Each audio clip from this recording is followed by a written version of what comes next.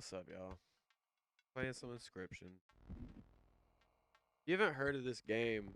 Uh, fuck, bro. You might wanna like buy it and play it yourself, cause we are not even starting this. We are fucking in this bitch. We're beyond balls D. We already came, wiped off, and we're going again, man. So I'm on Act 3, right? And basically, what you need to know is if you've ever been on the internet before, there are these things called creepypastas. You'll find them on forums, 4chan, now Reddit, Tumblr before then. And basically, you're playing a creepypasta as a game. And you are a YouTuber who has found this haunted disc, for lack of better terms. I'm dumbing this shit way down, and it is so much more nuanced than I can explain. Like there was something that happened just yesterday that like I tried to explain it without explaining it, and I sounded insane. So I said, "Fuck it. I'm just gonna go ahead and explain it thoroughly." And that sounded even worse because instead of being like, "Oh, you're this, but it's actually that," I was like, trying to be nuanced, and I just sounded like a fucking schizophrenic. Like this game is amazing. It has this habit, and I've been noticing it's something that when a game does, I really appreciate it because I'm starting to realize that it's not that you as a person are smart. It's that the game is designed in a way that makes you feel smart. It's designed intelligently.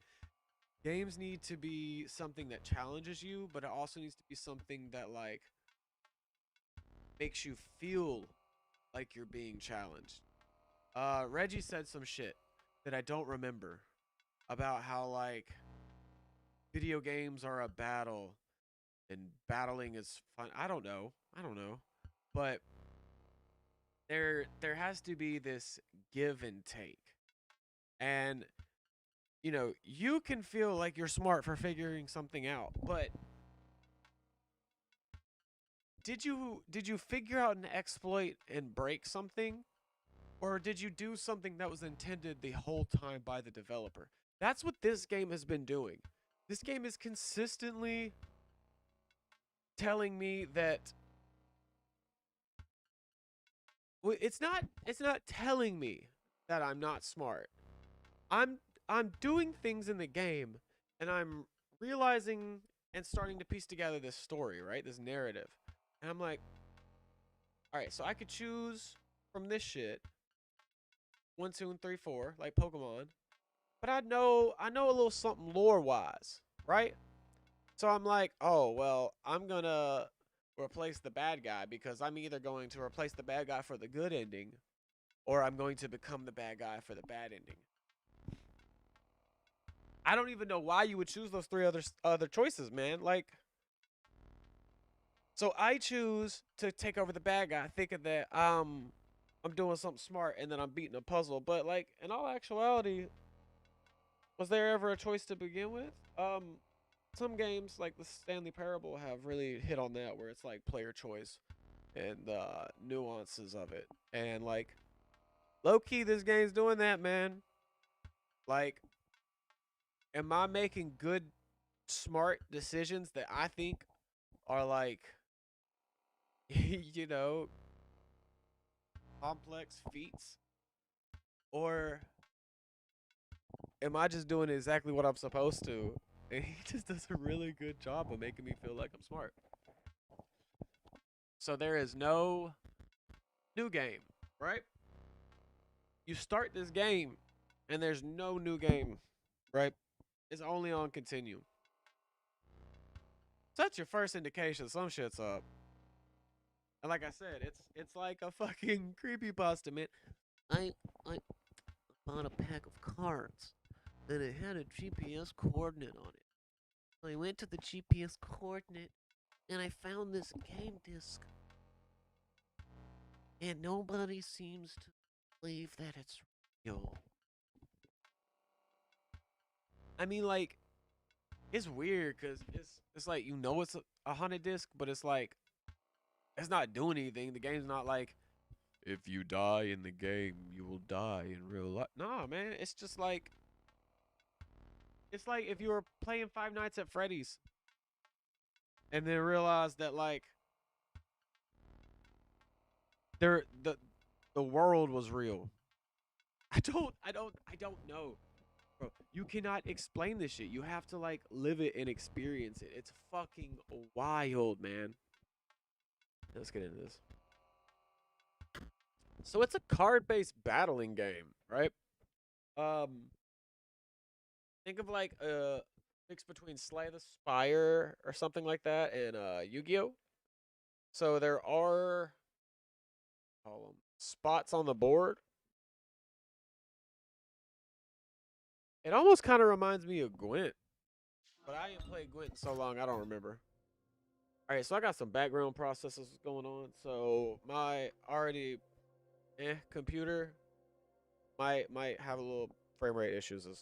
All right, so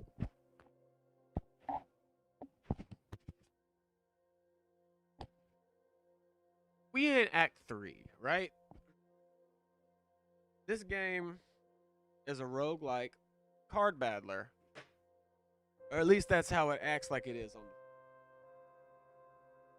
See, I can't keep reiterating enough that I'm on Act 3. Act 1 has you just playing like Slay the Spire and you go up. And like maybe there's a little some divergence, but it's all the same. Then you get into Act 2. It's like a Pokemon Legend of Zelda overworld type shit. There was a X-Acto knife on the ground by my feet that would have sucked from my toes. Anyway, now I'm on Act 3, and it's a combination of the two. I'm now on an overworld, but I'm really basically just doing the same thing I was before. It's just, I don't know. No, it is an overworld, bro, because you can go back and forth. And it's set up like Dark Souls now, so that there's waypoints and shit where bots reset. I don't remember where I'm at. Oh, okay, I'm about to beat Act 3. Google be yelling at me now and told me there was an optional boss. I don't know where it's at, but I know I've already did everything else. We got our decks over here. So, remember how I said it was a battler? Yeah, that's also a point and click adventure, like escape room game. Yeah. There's a lot going on. It's fucking lit, man. So, I've been doing real good, right? Getting these puzzles.